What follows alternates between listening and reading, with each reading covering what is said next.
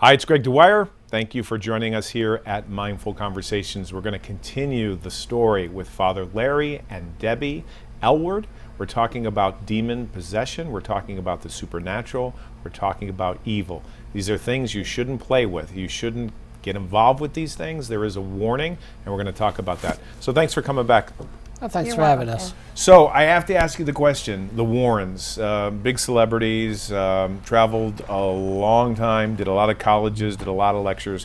What were these two people like, and were they like the characters in these movies, like The Conjuring and other movies that they made? Ed and Lorraine were wonderful people. They were our mentors. Ed especially, he was a great guy. He really was. He'd take his time out of his day to teach you things, to explain things to you. You could call him anytime, and he'd make time for you. How did they get involved? Do you know what their backstory was? I think, if I remember rightly, Lorraine was able to see auras, and she didn't understand. She thought it was just around the sisters where she went to school, and then she began to see it around people, and she met Ed. He was a usher in a movie theater, and they got married, and they both were artists, and they went around drawing pictures of houses, especially haunted houses they'd heard about. And because he wanted to use Lorraine's gift in these houses, and what they would do would paint the picture of the house, talk to the homeowner, and get their way in there. Ed, as a child, lived in a haunted house. I didn't know that. Where was he from? He was from Bridgeport. Okay. And I believe he lived on the corner of, I'm just going to take a guess, Brook Street and Arctic Street in Bridgeport. Okay. I could be wrong, but that's the general area. His father was a police officer. Oh. So being a police officer in those days, like in the 20s or something like that, that hauntings and stuff like that really didn't fly. However, I guess Dad really believed in it. Oh, really? And so did Ed. Wow. Now Ed is John Zaffis' mother's twin brother. I didn't know that. Okay. So how did you guys get to meet the Warrens and get so close to them and work with them? I mean, that's a privilege, I would think. Well, I met them at a lecture they were doing, and they had a sign-up sheet for classes. And my sister said to me, "You want to go?" And of course I said, "Sure." And we signed up for classes, we took classes, we listened to tapes, we watched video, and one night Ed came to us and said, "We've got a house that we want to do in Hartford." And I wasn't really sure I wanted to go and get into this because I'd read their books, and I thought, what person in their right mind would walk into a haunted house that they knew there were spirits in it? I'm thinking the same thing. Yeah. Right. But here I am. I'm standing in a circle with Ed Warren and a group of other people, and he's saying the Lord's Prayer, and I'm still thinking, I don't want to do this. Right. Get in there, and Ed's saying prayers and conducting an interview, and I see a white figure walk across in front of me. It just gave me chills. And I said to Lorraine, I just saw a white figure, and she goes, "You saw a ghost, dear," and I was hooked. Really? So tell us about, Debbie, tell us about your initiation. We had a cup of coffee, the both of us, not too long ago, and you told me about this initiation that you went through and how it was painful, right? So you know what I'm referring to? No, I don't. Okay, you wanted to get involved with this, but there was a cost involved. Physically, car accident. Yes. Tell us about that, Okay, because to me, I can really relate I to that. never wanted to get into the demonic part of it. Okay. What do you mean you just wanted to deal with I just like wanted Casper? to haunt it, Casper, yeah. And You know, just friendly. friendly spirits. Okay. And I ended up on a case where the girl was possessed. Okay. And I remember her trying to leap out of the window, and John Zaffis and another researcher and myself were wrestling her to the floor, and I looked at her, and she looked like a wild animal. I can't describe. It was not a mental illness look in her face. It was more like a wild animal. And I thought, oh no, she's possessed. I don't want any part of this. Okay. But I went through with it. All right. And what did you go through with? Did you do an exorcism? No. Okay. We went through with getting her calmed down Okay. and shutting everything down. We arranged for Bishop McKenna to come and do an exorcism. And I went, and the young lady was healed just like that. And it was like, wow. I mean, the room got lighter, like after a rainstorm in the summertime. The room got lighter and brighter and everything. And it was like, wow, God just reeled me in to do this demonic work. Okay, So now you're hooked. now I'm hooked. So what happens after that? So I couldn't walk away.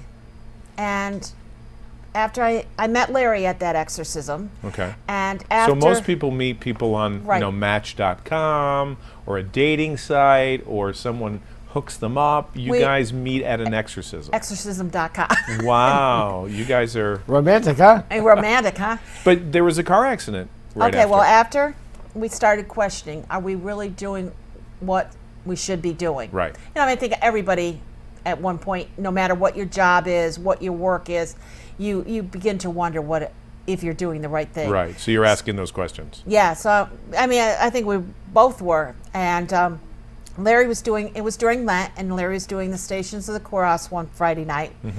And I was sitting up with a choir director, and I heard a voice say, a woman's voice, and very nice voice, and she said, "You must go through this." You must go through this. Right? All right. And I'm looking around, there's nobody around me.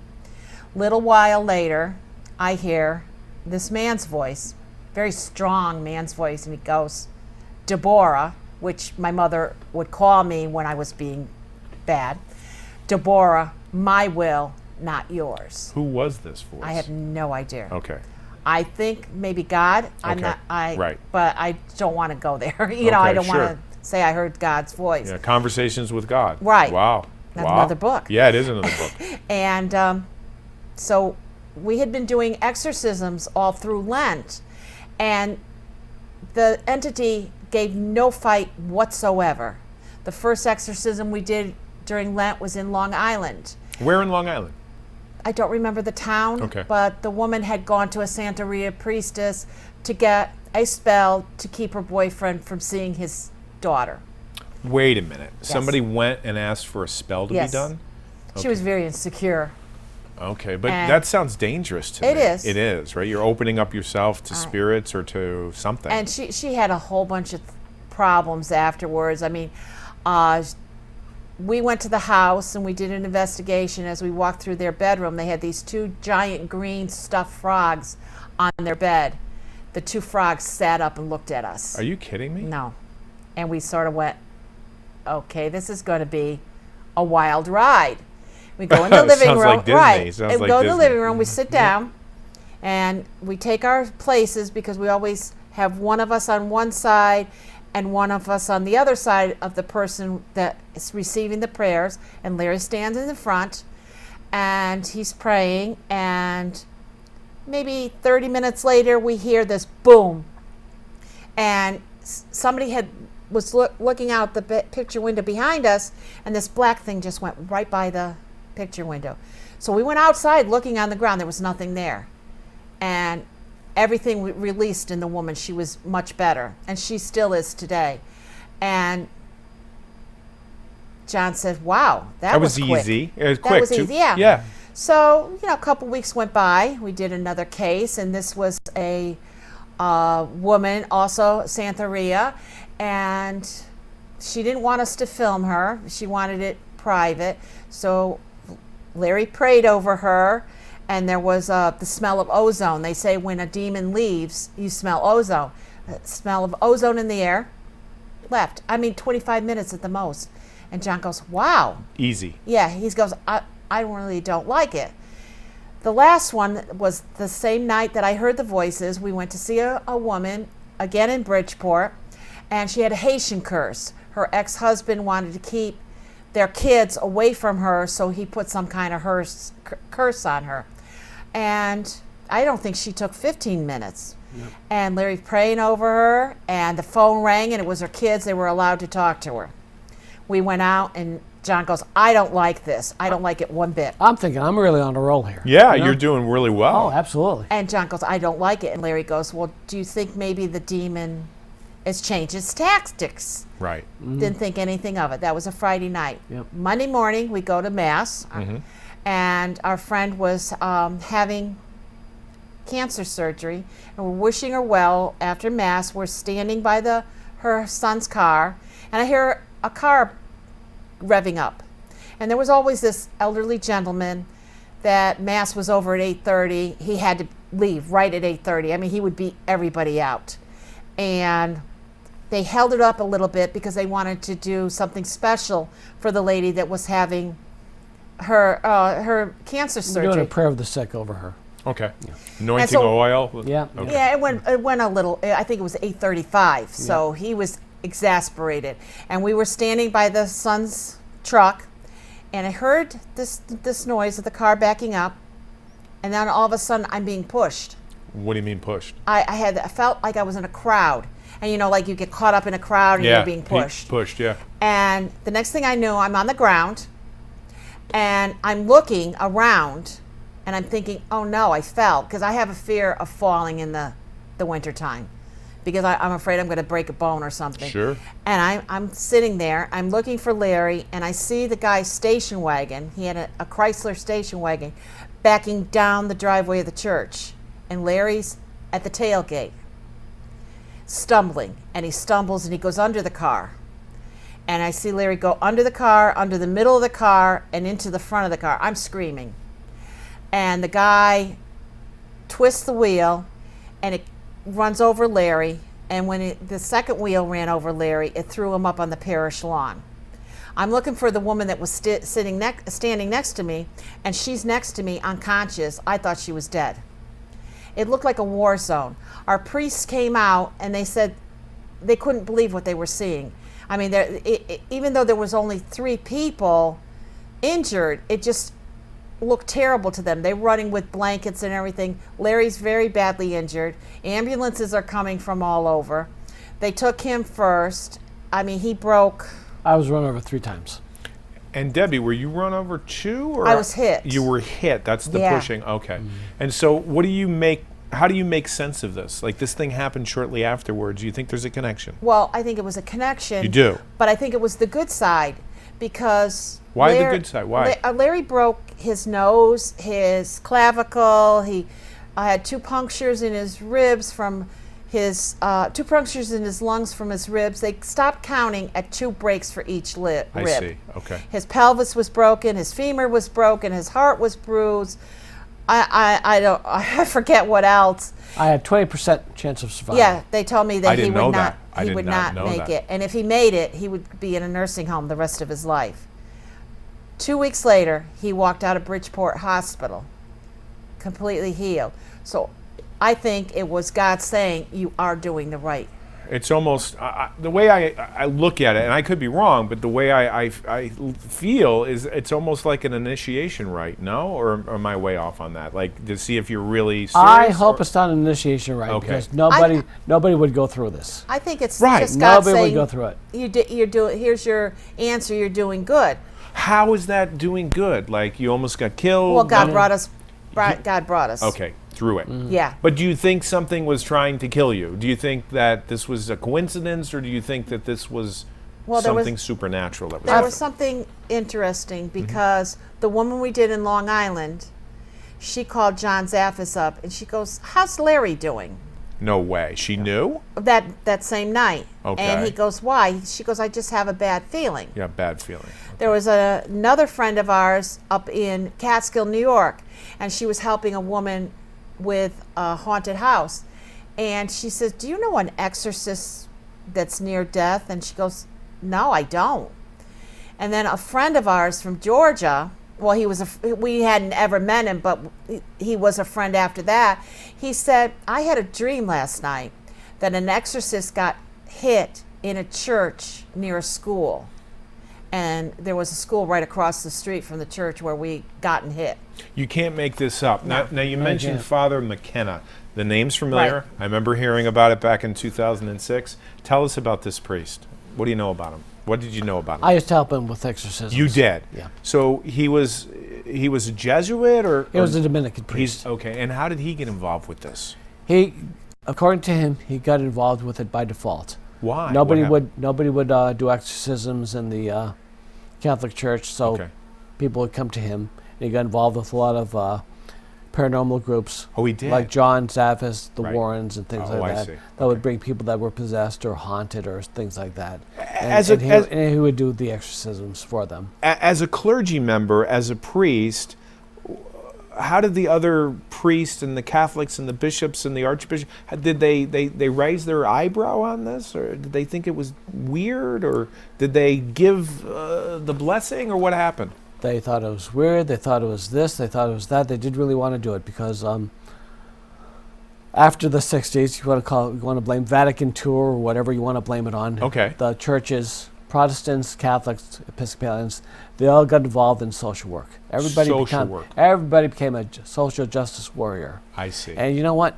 As far as social justice goes, they're doing a great job. Right. They should be doing 10 times more than they're doing now. It Right. would be a great thing. Right. However, when you put the social work in front of the spiritual work,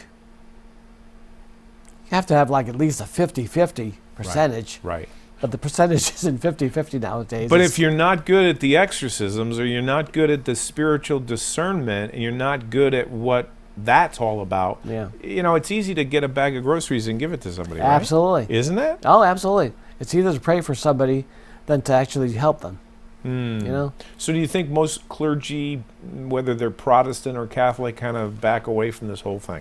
They back away because they really don't believe it. They don't believe it. I really don't think they do. Okay. I really don't I mean, think they do. can preach about it, Right. but it's when it comes down to actually seeing somebody in the thrones of being possessed. Right. Is, they just haven't done it. You know, Greg, seeing is believing. You really Right. have to be in the work to Right. actually believe it Right. and to appreciate it. Right. Now, one I of don't. I don't blame anybody for not believing it. Sure. If they're clergy or lay people or whatever. Right. You really have to be there and to experience it themselves. Right. one of our priests You know? in Bridgeport did. He A, believed in a Jesuit. A Jesuit Jesuit. of all people. He did believe in what we did, but he never witnessed it. And one of the parishioners came to him because her husband was deathly ill, and she thought he had a curse put on him. And he says, "Well, this is up you guys' alley. You go ahead and go." He goes, "Maybe I'll join you," and he did join us. And when Larry was praying over the man, the whole bed shook, and I saw the priest take a step backwards as if to say, "Wow, this is real stuff," And the bed was shaking. The guy was all over the bed. He looked to be about 70 years old, very frail, like, one more and he's gone. Right. We did stop it. He did calm down. The bed stopped. We left, and we said we'd be back in about a week. We came back in a week, and this 50-some-year-old guy opened the door, let us in. Priest was with us, let us in, and we sat down. And we said, "Oh, who's that gentleman?" He goes, "That's the guy. That's my husband, who you prayed over last week." He was getting ready to go back to his job and everything, where he hadn't been able to work for years. He hadn't been able to keep anything down. They took out his gallbladder. He'd been in like 60 hospitals. I mean, they just couldn't find anything wrong with him. And a prayer that Larry and our father did over him healed the man, basically. Well, this brings up a thought in my mind.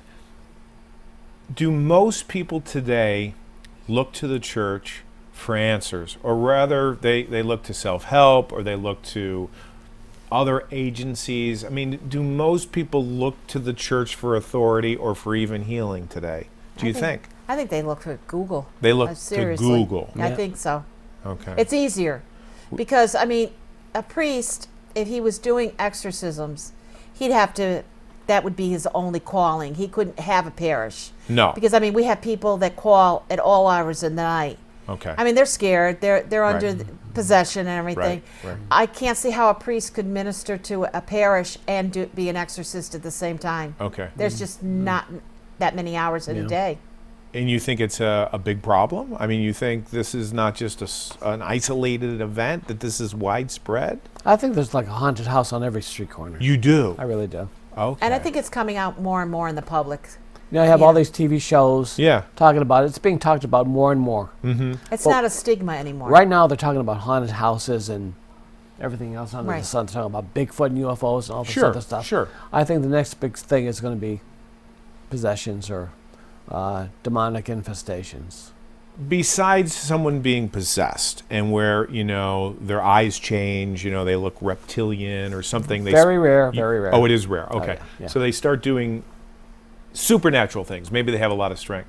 Do you think there's demonic activity just in everyday life with, I don't know, maybe I'm stretching here, but road rage or just envy and just the interaction between people? Do you think it's possible that there's activity going on in these cultures, in these relationships, in these organizations that may not show itself like a levitation or something really dramatic, but boy, that's evil or something's going on here? Do you think that's true? Or you how think about families that can't get along? They're always fighting. You do think kids that are on drugs, adults that are on drugs. Well, stuff like that. talk about the drugs, the relationship between. Is there a connection between drugs, alcoholism, and all of the stuff that we're talking about? I think there is. You do? Oh yeah, absolutely. We've done people that have been addicted to alcohol, and they stopped drinking. They have. Yeah. Okay. And what better way for a demonic entity to hide than behind something like that? I guess that's the question. Is it possible that the entity hides between regular people, Yes. regular conversations? Someone that's in a church that's causing trouble, or someone that's in a family causing trouble, and you're just like, I guess it goes back to Scott Peck, where he wrote this book called The People of the Lie, Right. and he goes, this mother is taking a cigarette and burning the daughter.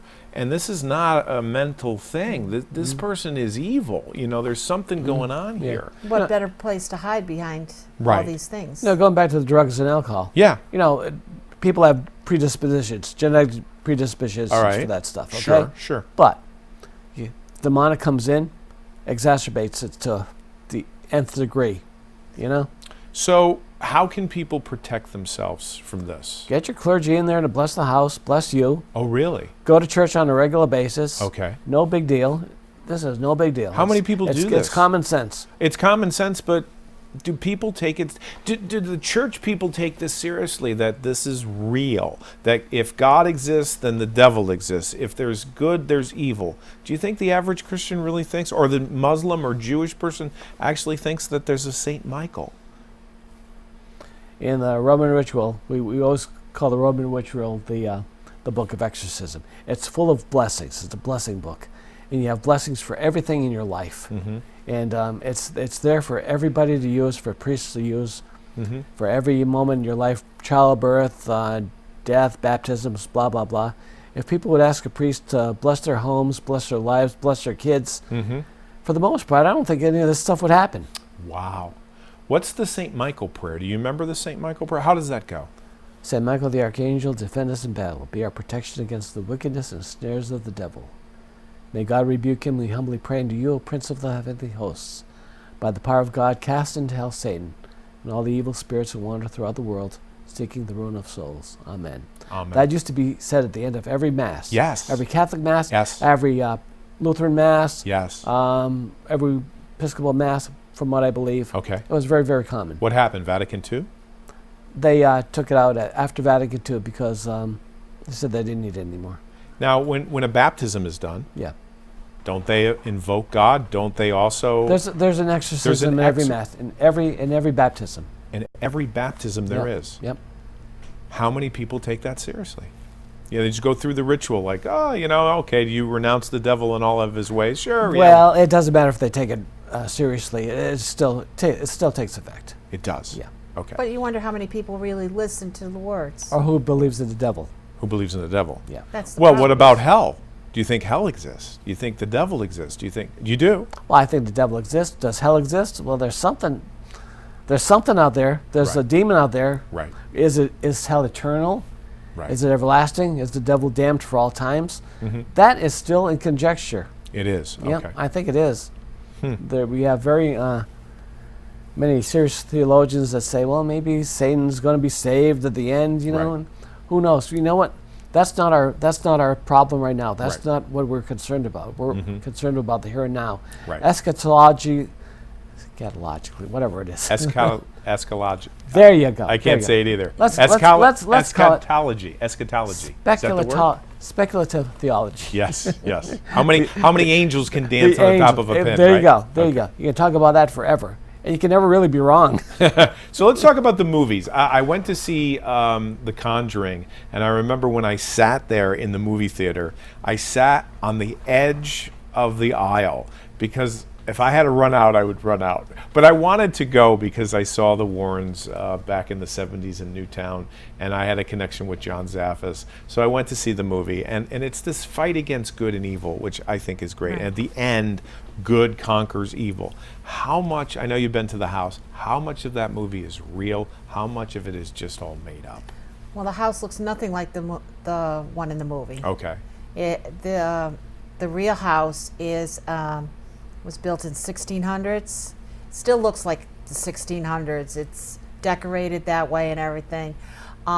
We hadn't been there at night. We were there during the day, and you can feel the energy the minute you drive Still. over there. Yeah. And it's in Rhode Island? Is Yes. that where it is? It's in Rhode Island, okay. Yeah. All right. Bathsheba, they're looking into that. She was brought into the movie as a witch that did all these things. Bathsheba lived a mile away, and they don't see any records of her being on that property. There are entities. There are things still, yeah. Okay. I know at night the whole house changes. The whole energy of the house changes from ghosty to something else. Okay. Who's living there now? I mean, are there people occupying that house? Yeah, our friends Corey and Jen Heisen. They invite you over for dinner? Do you go Oh there? yeah, they invited They us do. over. And do you see things? We, Yeah, we haven't stayed overnight We yet. haven't stayed overnight. They Would want you us stay to overnight? Yes. You would? We Oh would? yeah. Oh, would? Yeah. Oh, you think so? I would not stay overnight. I would actually probably not I guess I actually gotta go. even go there, but that's another story. Yeah. I saw children looking out of the window. They You were in did? period dress, and I could hear the house talking. Well, we don't like that one. Or I know at one point there was a screaming of a banshee, and other people have heard. I that. heard about that on Halloween. Now, how important is burning sage? Is it sage that people do? You do Sage. that? Is that true, or is that just folklore? with reservations. What do you Yeah. mean? Reservations. Well, the Indians use the sage to bring forth their ancestors to their ritual, so you don't want to bring ghosts into your house. Oh, And interesting. and the Indians know, or the Native Americans, don't want to be politically incorrect. Sure. They know who they're bringing in. Oh, People that burn sage, they really don't. Maybe they can't discern who or what they're bringing into the houses. that's interesting. Yeah. You probably saved a lot of people's lives right there. I did not know that. You know, a little bit of knowledge Well, is we just scary. found out. We just found out this recently. It's, So if someone's having an issue, and maybe it's mental, maybe it's supernatural, how do they find you guys? I mean, you have a following on Facebook. How do they find you guys? Well, mostly on Facebook. Okay, so spell it out so people... Okay. They can contact me at Debbie Chamberlain, CHAMBERLIN, Elward, ELWARD. And Father? Larry Elward, oh, mine ELWARD. is. Excellent. Hey, you know, as far as people that need help, we pray for everybody and with anybody that needs help. If And it's, this if it's is- a psychological problem, Yep. an exorcism is not going to do any harm to people. And this is not a business for you guys, right? exorcism is just a prayer, and we Right. pray for everybody. But this isn't a business No. like they go to your PayPal and they send you money. No. Maybe they make donations. I don't know how it is, but this is not. You're not doing this for business reasons. No, No. this is ministry. Just This is ministry. the most we'll ask for is for gas fare or something like that. I see. You know, or to th- take you to dinner, right? Yep, that'd be good too. But you know what? Most of these ghost hunters on TV that we see, Yeah. you know, they say they want to help people, but they want to be on TV. They want to be on wanna be on TV. TV. They They want wanna to be have on a TV. following. Yeah. They want to monetize it some way. But Yeah. I can tell you guys have a great heart the minute I met you. So Thank you. we got 1 minute left. Anything you want to say? Yes, I wanted to say something. Please. I want to give a shout out to my bishop, Louis Kaiser. Thank you for your support and for ordaining me with your group. Debbie? I don't care to shout out. Well, listen, guys, thank you so much for being on this show. I hope we gave you something to think about. This is a serious issue. I don't think you should be playing around with the supernatural. If you need to reach out to Father Larry or Debbie, or just send me an email at greg@gregdwyer.com. We'll catch you next time on Mindful Conversations. Make sure that you mind yourself. Bye, everyone.